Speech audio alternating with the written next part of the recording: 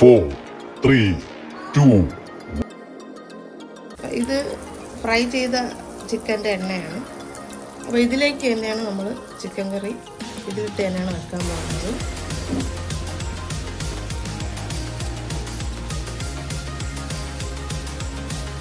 കറിവേപ്പില, 2 പച്ചമുളക് ജസ്റ്റ് ഒന്ന് വഴറ്റിയതിന് ശേഷം സവാള ഇട്ട് കൊടുക്കണം.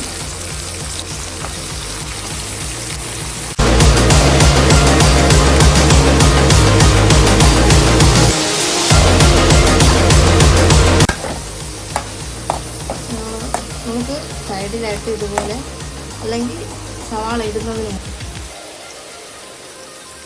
മല്ലിപ്പൊടി, മുളക് പൊടി,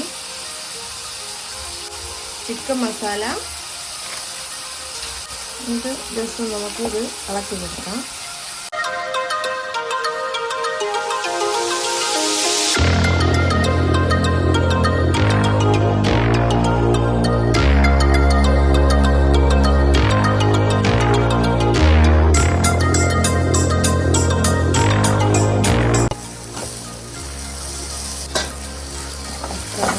ഒരു തക്കാളി കാരണം ഞാൻ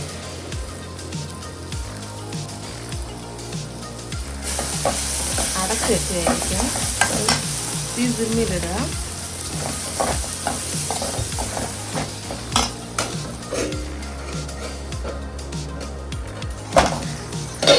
ഇതിലേക്ക് നമ്മൾ ഇഞ്ചി വെളുത്തുള്ളി പേസ്റ്റ്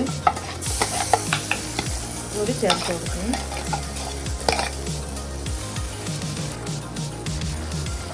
ഒന്നുകൂടി ആക്കി കൊടുക്കാം.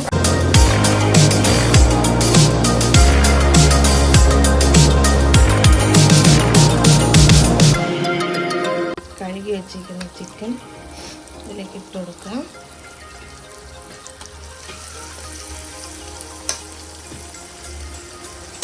എന്നിട്ട് ഒന്നുകൂടി ഇളക്കി കൊടുക്കാം.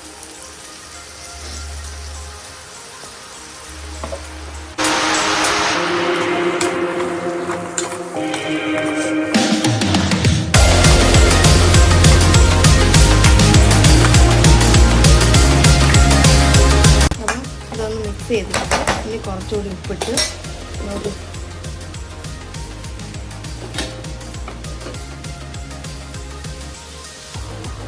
ഇതിൽ ഫസ്റ്റ് സ്റ്റെപ്പ് എന്ന് പറയുന്നത് ഇതിൽ വെള്ളം ഒഴിക്കേണ്ട ആവശ്യമില്ല.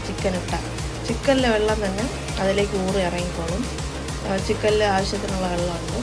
അപ്പം അതൊന്ന് തിളച്ച് ഒരുവിധം വേവായി വറ്റിയതിന് ശേഷം മാത്രം നമ്മൾ ഈ ഇഞ്ചി വെളുത്തുള്ളിയൊക്കെ അരച്ച ജാറിൽ കുറച്ച് വെള്ളം വീട്ടിയിട്ട് ഇതിലേക്ക് വീഴ്ത്തി കൊടുക്കുക. എന്നിട്ട് ഇതൊന്ന് ഇടയ്ക്കൊന്ന് ഇളക്കി കൊടുക്കണം. നന്നായിട്ട് ഇളകേണ്ട ആവശ്യമില്ല, കാരണം ഇങ്ങനെ ഇളക്കിയാൽ മതി. ഇതിന് ധാരാളം.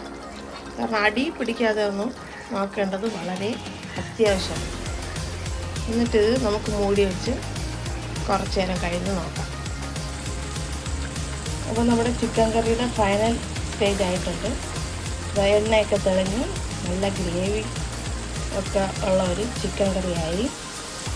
അപ്പോൾ അത്രയേ ഉള്ളൂ.